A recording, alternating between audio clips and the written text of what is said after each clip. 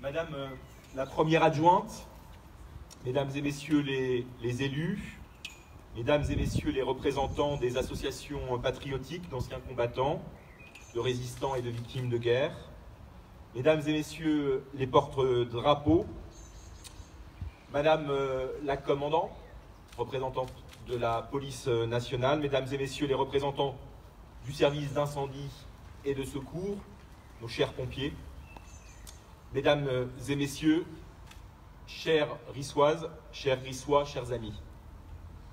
Le 8 mai 1945, il y a tout juste 74 ans, au terme de 6 années de conflits sanguinaires et barbares, la paix était proclamée. Cette victoire fut celle de la liberté. Elle a conjuré l'un des plus grands dangers qui n'ait jamais menacé l'humanité.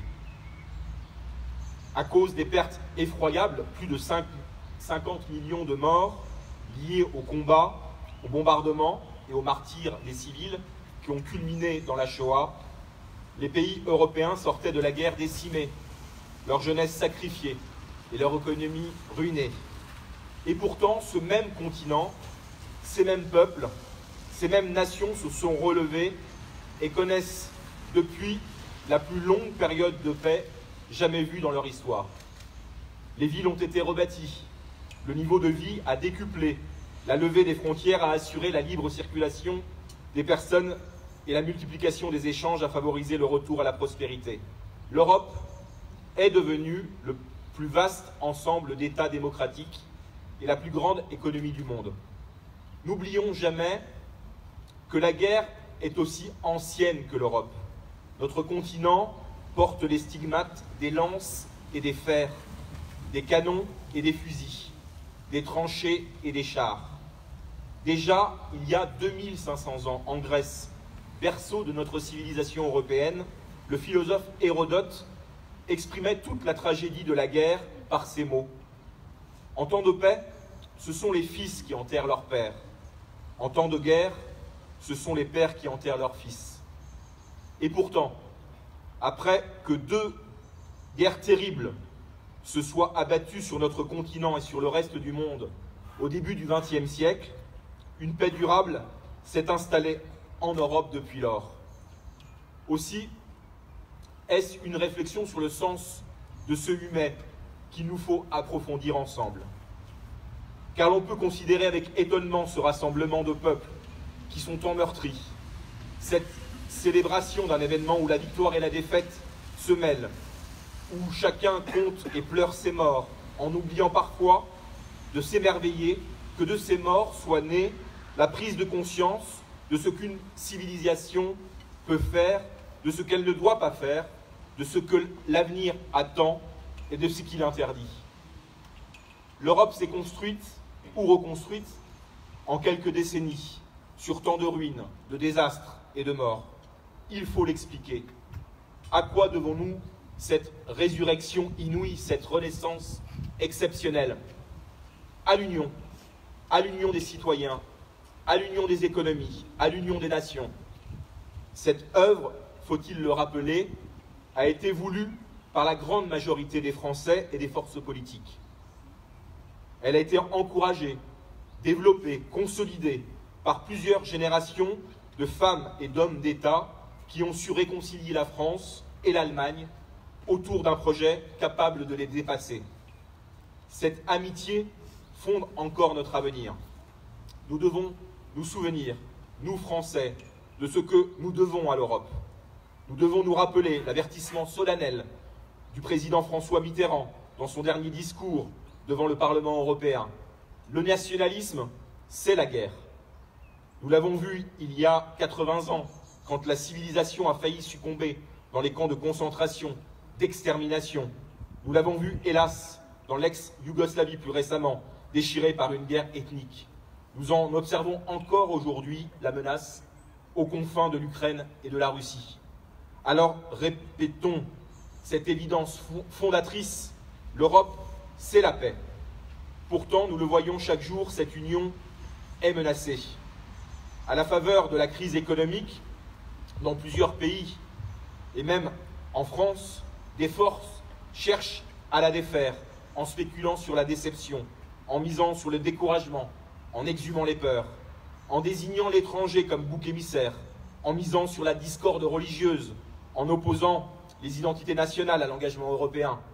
Ces manœuvres pernicieuses prospèrent sur un terreau fertile. L'Union déçoit. Elle révèle son impuissance face à un chômage qui sévit depuis tant d'années et dont les premières victimes sont les jeunes gens. Elle est à la peine avec ses institutions et ses règles compliquées. Elle est décalée quand ses injonctions exigent des sacrifices au lieu de renforcer les protections. Les citoyens s'éloignent d'elle quand ils ne s'en emparent pas. Le doute nourrit l'indifférence, l'incompréhension alimente le rejet.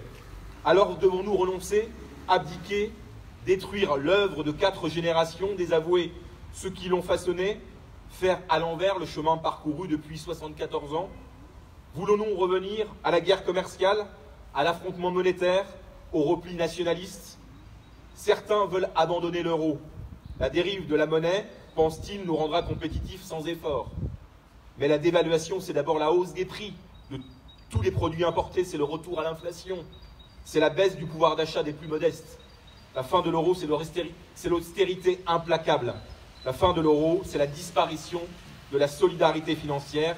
C'est une monnaie livrée à la merci des spéculateurs. Croit-on que la force se construise dans l'isolement? C'est plus qu'une illusion, c'est un piège, celui du déclin national. Il y a en effet une vision atrophiée, minimale, financière, commerciale, apolitique de l'Europe, qui ne voit en elle qu'un marché, qu'un espace monétaire sans gouvernance, qu'une somme de règles et fait de l'Union une entité sans âme et sans autre projet que celui d'accueillir les candidats qui frappent à sa porte. Ses promoteurs veulent bien de l'Europe à condition qu'elle rase les murs, réduise son budget, abaisse ses ambitions politiques. Compliquant ses institutions à force de les brider, ils rendent l'Union illisible et lointaine. Pour eux, l'abstention des citoyens n'est pas un problème, ce sera même une solution pour ne rien changer.